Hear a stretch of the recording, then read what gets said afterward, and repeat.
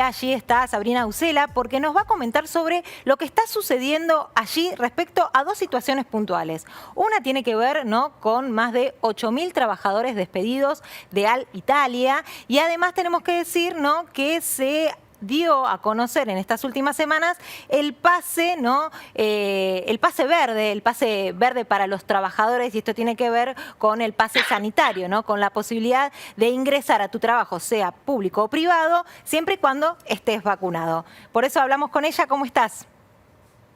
Hola, buenos días. Bien. ¿Ustedes cómo van? Nosotros bien, pero en tu país me imagino que estas noticias, por lo menos la de los 8.000 trabajadores despedidos hasta el momento, no son muy buenas. Bueno, digamos que es algo que se sabía hace mucho, porque es una transacción, la de Alitalia-ITA, que se viene trabajando ya hace bastante. Entonces, obviamente, los requisitos y el corte de los empleados fue algo que nadie podía imaginar tan duro, pero es evidente que de momento la compañía no tiene absolutamente la fuerza para estar al nivel de lo que era Alitalia. Estamos hablando de que va a tener 52 aviones, que es muy poco si consideramos que generalmente una compañía de casa tiene como 100, 200, como puede ser Lufthansa, British Airways. Entonces, obviamente, es un golpe muy duro y sobre todo porque hablamos de 8.000 personas, 8.000 personas que no van a tener trabajo y no saben cómo va a ser la cosa. Y también los que sí van a tener el puesto como nuevos empleados de la compañía tendrán que hacer un test, entonces no es garantizado por nadie. Y la situación creo que es de las peores, aunque se venía viendo, porque Alitalia vivió un fracaso de hace bastantes años y de bastante, que cada vez se piensa que va a fracasar y es lo que finalmente terminó sucediendo. Sabri, leía que Alitalia tenía una pérdida en época de pandemia de 2 millones de euros por día. Era una cosa increíble, más allá de que venía teniendo falencias prepandemia. Es inevitable para nosotros hacer una comparación mucho con aerolíneas argentinas, con lo que ha pasado históricamente, más allá de que por suerte nosotros seguimos teniendo nuestra aerolínea de bandera. Ahora te pregunto, intentaron hacer muchos rescates y de hecho esos rescates por parte del Estado funcionaron. Ahora lo que lo termina liquidando en definitiva, ¿qué es la pandemia? Porque evidentemente, decíamos en la introducción, una aerolínea de 74 años con mucha historia. Yo me acuerdo siendo sponsor de los Juegos Olímpicos de 1960. Ha trasladado a todos los papas que han existido, lógicamente mientras estuvo la aerolínea. Digo, ¿por qué ahora ya no aguanta más y antes con tantos rescates sí realmente pudo seguir funcionando? Bueno, digamos que los problemas de la compañía de bandera son de más o menos de los años 70, cuando empezó a tener sus primeros puntos un poco complicados. Seguramente la falta de liberalización, o sea, tener tanta rigidez como compañía de bandera, no ayudó en ningún momento.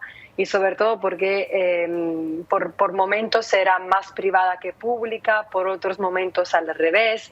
Hubo muchos cambios y muy poca estrategia y poco marketing para ayudarlo. O sea, fue más bien una pelota de fuego que se estuvieron intercambiando varios agentes, pero nadie de verdad organizó una política a la altura de una compañía de bandera y de las exigencias del público y de las personas que lo iban a usar. Además, desde hace 4 años más o menos ya tenía una comisión extraordinaria ahí dirigiéndola. No era más una compañía de bandera de verdad, solamente la estaban manteniendo en vida, esperando que alguien la rescatara o que sucediera lo que sucedió. O sea, que nace ITA, que es del Ministerio de la Economía, entonces vuelve en su mayoría a ser pública como compañía. Pero como te decía, no va a tener suficientes aviones como para de una ponerse ahí en el mercado. Y más encima, en los últimos años estuvo con 1.000 millones de cosa pública, de deuda pública, así que fue invertir y siguiendo invirtiendo plata y esfuerzo público en un cuerpo que ya estaba muerto, básicamente. Entonces fue un fracaso anunciado que en estos últimos días tomó una forma y ahora vamos a ver qué podrán hacer con esta nueva compañía, porque no arrancan de la mejor manera seguramente. Bueno, lo que pasa en Argentina con la línea de bandera tiene que ver con sostenerla porque llega a diferentes puntos del país, ¿no? A lugares donde no llega nadie. Por eso la necesidad también de tenerla para la conexión entre todos los argentinos. Ahora, ¿qué pasa en Italia cuando, bueno, obviamente cambia la compañía, se achica la compañía? Bueno, con estos puntos, ¿no? Donde sí llegaba a Italia y donde tal vez no llegue esta nueva aerolínea. En realidad, digamos que hay vuelos interiores al país de los que se va a encargar y ya se encarga Volotea, que es una compañía española. Bien. Y en la mayoría, digamos que la mayoría de los utentes italianos raramente usaba Alitalia como primera opción porque era más cara y porque no tenía muchos destinos directos, más allá de que sí tenía, por ejemplo, el Roma-Buenos Aires, claro, en este específico caso, pero no tenía cosas que ninguna otra compañía tiene. Bien. Entonces, uno puede hacer una escala más, por ejemplo, pero no va a faltar la posibilidad de llegar a un lugar, porque no tenía destinos exclusivos. Bien, perfecto, es bueno saberlo. Hablando un poquito, Sabri, del pase verde, contanos resumidamente de qué se trata y básicamente cómo toma la gente, ¿no? Ya la implementación. Bueno, el pase verde es una medida europea, así que digamos que en su principio estaba organizado para todos de la misma manera, o sea, un pasaporte de vacunación que se obtiene cuando te vacunas con la primera o con la segunda dosis o cuando te testeas. Porque cuando te haces un testeo tiene una validez de 72 horas.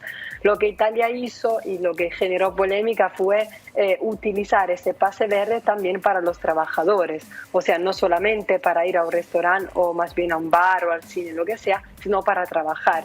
Sí. Y ahí claramente nacieron los problemas, porque la validez de un testeo se redujo a 48 horas para los trabajadores. Y entonces quien no se quiera vacunar o no esté vacunado, para poder ir a trabajar tiene que hacerse un hisopado más o menos 3 veces a la semana. ¿Y este hisopado es gratuito? No. Encima. Entonces, obviamente, lo paga tiene él, que hacerse lo paga el mismo. cargo de O sea, no es gratuito, claro, pero tampoco lo paga el Estado. Lo paga la misma persona, no, ¿cierto? Lo paga la persona que va a hacerlo. Hay puntos en donde sí es gratuito, pero no en todos los lados. Entonces uno debería siempre ir al mismo lugar y siempre ir o sea, cada 3 días hacerlo, y no para todos es al alcance. Entonces es un costo y es un gasto personal. Y obviamente la polémica nace también por eso, pero más en general nace porque, independiente del tema económico, según la gente es una manera bastante firme de obligarte a la vacunación si es que no querés hacerla, porque obviamente va a llegar un momento en que no vas a tener elección. Ahora, ¿hay muchas personas no vacunadas allí en Italia? No muchísima, pero hay un porcentaje de población que no está vacunada, sí, por supuesto. No todavía se alcanzó a hacerlo con toda la población, así que falta. No, claro, pero ronda el 70%, si no estoy equivocada. Sí, exactamente. Es una parte que por suerte no es predominante en ese sentido, pero sí existe. Y resiste porque hasta el 31 de diciembre será estado de emergencia, y si no será renovado el estado de emergencia, nada de todo esto va a valer, no va a existir más el pasaporte de vacunación ni lo que sea, porque son medidas que justamente se toman cuando es un estado de emergencia como este. Así que muchos confían en que en diciembre se va a terminar y otros obviamente no quieren aguantar ni un día más. Claro. Bueno, veremos qué pasa, ¿no? Porque siempre nosotros estamos atentos a lo que pasa allí en Europa, porque seguramente, bueno, en este caso esperemos que no, suelen suceder que esas noticias replican aquí en la Argentina. Te agradecemos, Sabrina, por esta comunicación. Gracias, hasta pronto. Bueno, cambiamos de tema.